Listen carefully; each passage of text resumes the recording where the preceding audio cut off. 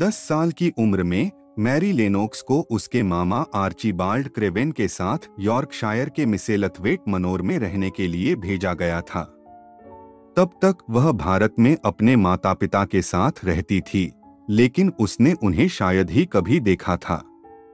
Mary का पालन पोषण नौकरों द्वारा किया गया, जिन्होंने उसकी सभी मांगों पर ध्यान दिया। इसने उसे एक गुस्सैल लड़की में बदल दिया जो किसी की परवाह नहीं करती थी। लगातार बीमार रहने के कारण वह पतली, पीली और देखने में बदसूरत थी। मनोर पहुंचने पर मैरी अपने चाचा मिस्टर क्रेवेन से नहीं बल्कि घर की नौकरानी श्रीमती मेडलॉक से मिली।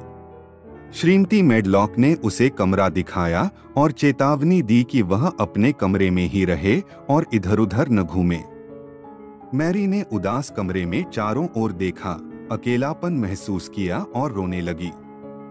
मार्था, जो मनोर में नौकरों में से एक थी, ने उसे सांत्वना दी और उसे अपने भाई डिकॉन और उनकी मां श्रीमती सॉवरबी के बारे में कहानियां सुनाई। उसने उसे बाहर बगीचों में जाने की सलाह दी, लेकिन चेतावनी दी, तुम किसी भी बगीचे में खेल सकते हो, सिवाय उस बगीचे के जो बंद है।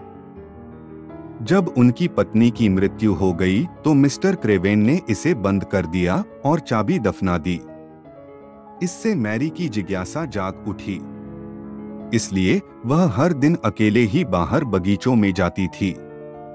वह बंद बगीचे की तलाश में बगीचों में घूमने लगी। इस अभ्यास से उसे भूख लगने लगी, उसने खाना शुरू कर दिया और स्वस्थ हो गई। अपने जीवन में पहली बार उसने 2 दोस्त बनाए, माली श्री बेन और पक्षी रॉबिन। वह अधिक खुश थी। बरसात के दिन जब मैरी बाहर बगीचों में जाने में असमर्थ थी, उसने एक बच्चे के रोने की आवाज सुनी। लेकिन मार्था ने उससे कहा कि यह हवा होनी चाहिए और उसे इधर-उधर नहीं घूमना चाहिए। अगले दिन जब मौसम ठीक था, मैरी रोने की आवाज भूल गई और बाहर बगीचों में चली गई।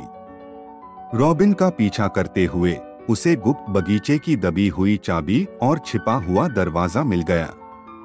वह बगीचे में घुस गई और पौधों की निराई गुड़ाई और देखभाल करने लगी। एक दिन मैरी मार्था के भाई डिकॉन से मिली और उसे गुप्त उद्यान के बारे में बताया। उसने उसे गुप्त रखने और बगीचे की देखभाल में मदद करने का वादा किया। मैरी और डिकॉन अच्छे दोस्त बन गए। कुछ रातों के बाद मैरी को एक बार फिर दूर से रोने की आवाज सुनाई दी।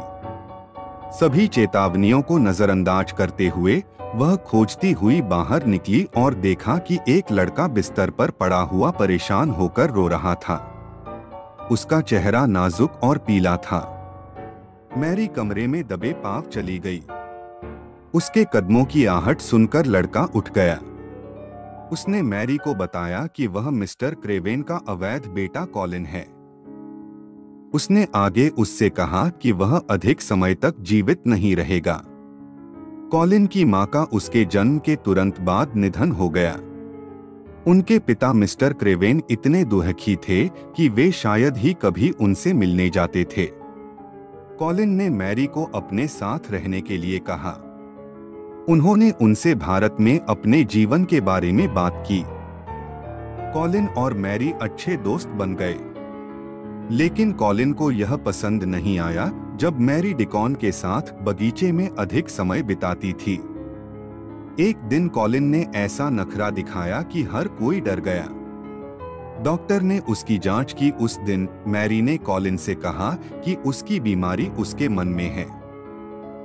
अगर वह अपने गुस्से पर काबू पाना सीख ले और बगीचे में आ जाए तो वह स्वस्थ हो जाएगा। कॉलिन मैरी के साथ बाहर जाने के लिए सहमत हो गया। मैरी डिकॉन की मदद से कॉलिन को उसकी कुर्सी पर बैठाकर बगीचे में ले गई। कॉलिन ने पहली बार नीला आकाश, बादल और हरी घास देखी। जैसे ही कॉलिन के चेहरे पर सूरज की गर्माहट चमकी, उसने खुशी से कहा, मैं ठीक हो जाऊंगा। मैं हमेशा जीवित रहूंगा। मिस्टर बेन, जो गुप्त रूप से बंद बगीचे की देखभाल भी कर रहे थे, बगीचे में मैरी, डिकॉन और कॉलिन को देखकर चौंक गए। उन्होंने उन्हें डांटा।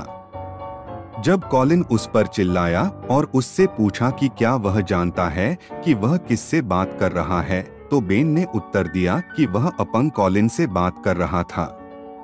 कॉलिन के गौरव को ठेस पहुंची। वह सीधा और स्थिर खड़ा हो गया। हर कोई हैरान था। उन्होंने बेन से वादा किया कि वह गुप्त उद्यान की उनकी खोज और कॉलिन की बरामदगी के बारे में किसी को नहीं बताएगा। बेन के साथ तीनों बच्चों ने गुप्त उद्यान में गर्मियों का आनंद लिया। केवल डिकॉन की मां श्रीमती सॉवरबी ही उनके रहस्य के बारे में जानती थीं। उसने मिस्टर क्रेवेन को लिखा और अपने बेटे को देखने के लिए घर वापस आने को कहा। जैसे ही मिस्टर क्रेवेन को पत्र मिला, वह मनोर में लौट आए।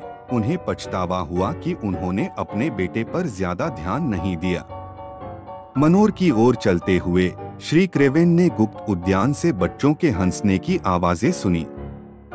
जैसे ही उसने बगीचे का दरवाजा खोला, कॉलिन दौड़कर उसकी बाहों में आ गया। श्री क्रेवेन अपने बेटे को स्वस्थ और खुश देखकर आश्चर्यचकित रह गए। उसने अपने बेटे को गले लगाया और बच्चों के साथ मनोर में चला गया। जल्द ही कॉलिन के अच्छे स्वास्थ्य की खबर पूरे शहर में फैल गई।